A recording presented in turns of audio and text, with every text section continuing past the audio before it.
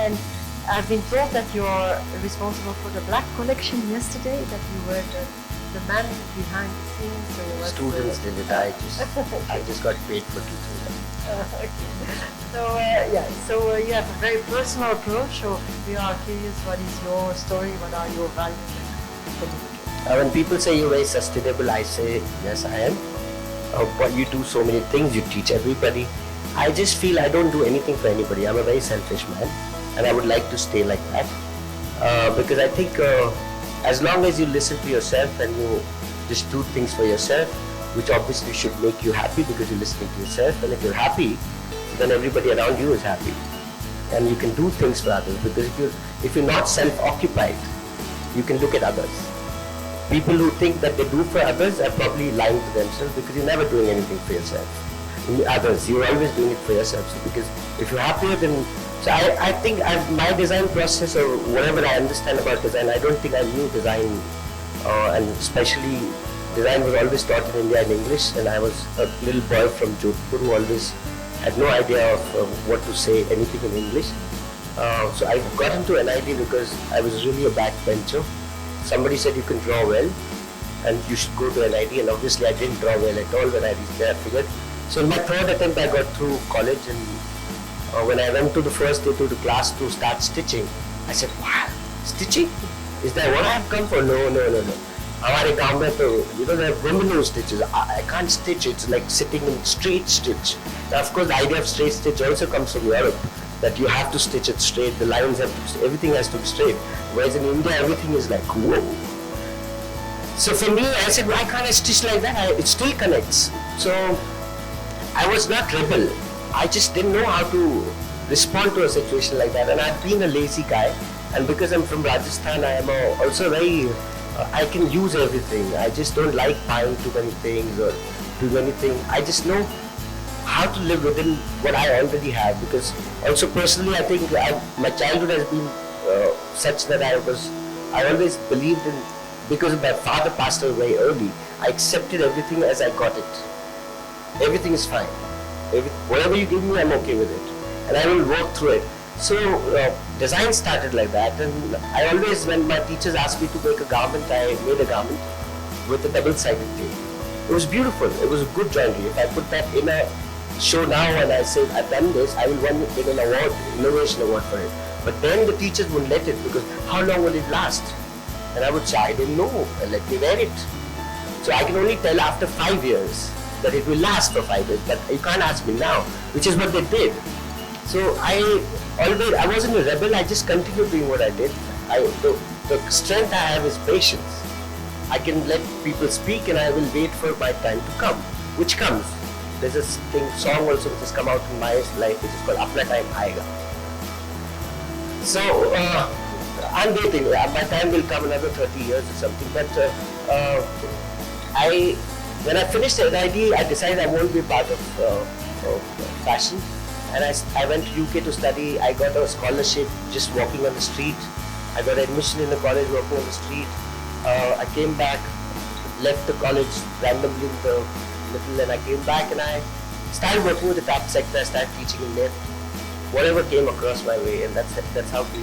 Then I got through a show in Japan, basically. That's how my journey started in fashion. And I was asked to do. I've always wanted to go to Japan, so I got that offer with Japan, and they said, you have to pay, you have to make the collection and bring. I had no collection. So I made a collection for 700 rupees. I went to a second-hand store, bought second-hand shirts, and I just draped it during the teaching hours of mine. So in 3 hours I made a collection. I went to Japan, I got through that collection to Lakme, and then I started making clothes that I loved doing. And in the sense I didn't know what to love, I still don't have an aesthetics. I just believe in what I have. I have 700, 8,000, 5,000. I don't think that organic is organic from any part of the world. I don't believe in buying clothes from different parts. So if I'm in Calcutta, I'll buy fabrics from Calcutta, but I won't order it from there. I believe in being local. I've always never understood this idea of global. When people say I sell 20 places globally, I ask them, do you sell any local? They say no. And you can't have a footprint by producing. So what I've been doing is I work with still one guy for 12 years. I've been working with just one guy, and two of us. I clean my studio, I clean my store, I put jharu, pocha, that I basically wash everything. I have never had maids in India, even though, we can afford maids, like I can afford 10 maids. But I clean everything myself. So my journey has been self-governed, and it does inspire others, or it does. So what I do now is produce, but I produce for myself. We're the fastest producer in the country, with the technique that we have. We're the cheapest producer, but I still produce 1 or 2 garments a day. And it could be wasting the world water. I don't care. You want to waste the world of the water, and say I want to waste it. Please waste it nicely. Waste it as much as you want. Because as somebody said yesterday, the world is not. We're not going to kill the world. The world is going to kill us. We're killing ourselves. So I just think it's just been a very personal journey, and it's just growing on its own. You have indeed a very strong value proposition, as we say in business model language. But I was wondering, do you also know who are your customers, and do you have a direct relation with them, or is it? It's just I handle my own Instagram, I handle my own Facebook, I handle every personal relationship, which is we call PR. I say PR. So I handle my own PR, which is love in India. And I've always had me representing me everywhere. So I know who my customers are. I don't know looking at their face if they'll buy or not, because India is a very dicey thing.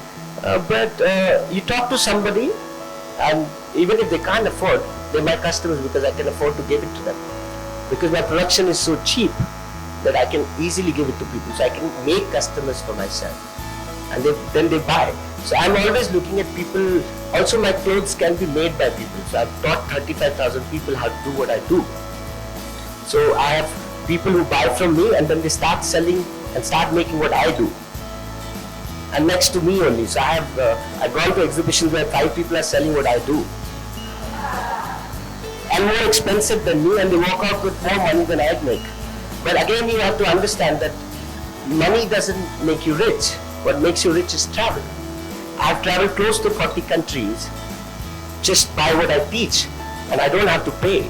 I live by the minimum cost. I earn probably 1/10 of all my contemporary designers, and I've sold least amount. I still don't have a company. I still don't have a registered company. I pay the least taxes because I've earned the least. But government is very great. They say GST is till 35 lakhs, you don't have to pay GST. I've decided I will not sell more than 34 lakhs.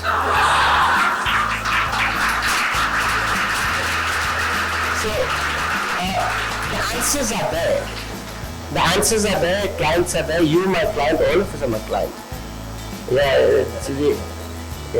Just good people are always my clients.